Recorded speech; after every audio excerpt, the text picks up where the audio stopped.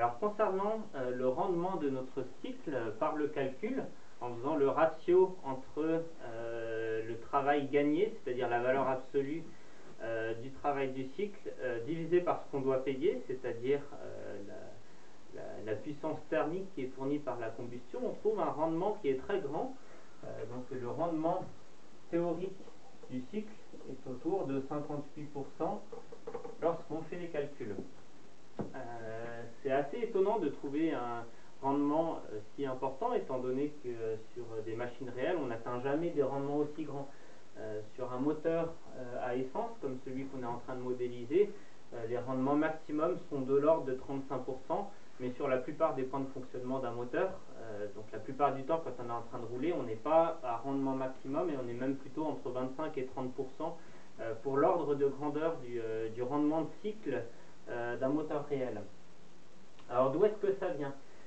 Dans le rendement, comme on l'a dit juste avant, c'est le ratio entre le travail du cycle et la puissance thermique fournie par la combustion. Alors la puissance thermique fournie par la combustion, on n'a pas trop d'erreurs dans notre estimation avec les hypothèses de travail qu'on a faites. Par contre, on surestime très grandement le travail du cycle. Alors ça se voit bien sur le diagramme indiqué quand on compare le diagramme indiqué du cycle théorique au diagramme indiqué du cycle réel. Le diagramme indiqué, étant donné qu'on a considéré uniquement des transformations réversibles, notamment pour la compression et pour la détente, le travail correspond à l'intégrale de PDV sur notre cycle, c'est-à-dire directement l'air assuré ici, c'est-à-dire l'air présent à l'intérieur du cycle dessiné sur le diagramme indiqué. Alors vu qu'on tourne dans ce sens-là, ça nous donne une valeur négative, donc c'est moins cet air qui correspond au travail du cycle total. Par contre, si je superpose, alors si mon stylo noir veut bien marcher, avec le diagramme indiqué d'un cycle réel, alors d'une part, il faudra prendre en compte la phase d'admission et d'échappement. Ensuite, j'aurai la compression qui sera un petit peu différente parce que refroidie. J'aurai la combustion qui ressemblerait plutôt à ceci, ainsi que la détente qui ressemblerait plutôt à ceci. Ensuite, j'ai l'ouverture des soupapes d'échappement et j'ai l'échappement ici. Alors si cette fois-ci je veux déterminer le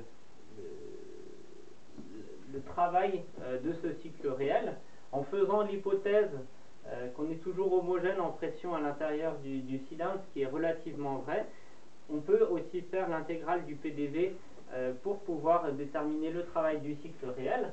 Et dans ce cas-là, étant donné qu'on a un 8 ici, on se retrouve avec deux zones intégrées. Vous avez d'une part la zone assurée là au-dessus qui sera un travail négatif, et vous avez un travail positif ici sur la zone du dessous qui est liée aux pertes de charge d'admission et d'échappement. Et on voit que si on fait la somme arithmétique de ces deux airs, on va trouver quelque chose de beaucoup plus petit que l'air qu'on avait sur notre cycle théorique. Alors la plus grande raison concernant ces différences, c'est le fait que la combustion est mal modélisée par le cycle de Bode-Rocha. On surestime grandement l'air avec ce pic de pression qu'on a pendant une combustion isochore. Et la deuxième raison, c'est qu'on ampute encore le cycle d'une partie de travail pour pouvoir vaincre les pertes de charge liées à l'admission et à l'échappement de notre moteur. Et en fait, on va se retrouver avec, en valeur absolue, un travail de cycle réel qui sera moitié plus petit, ce qui va nous diviser à peu près par deux notre rendement réel de cycle par rapport à ce qu'on a dans l'étude théorique de cet exercice.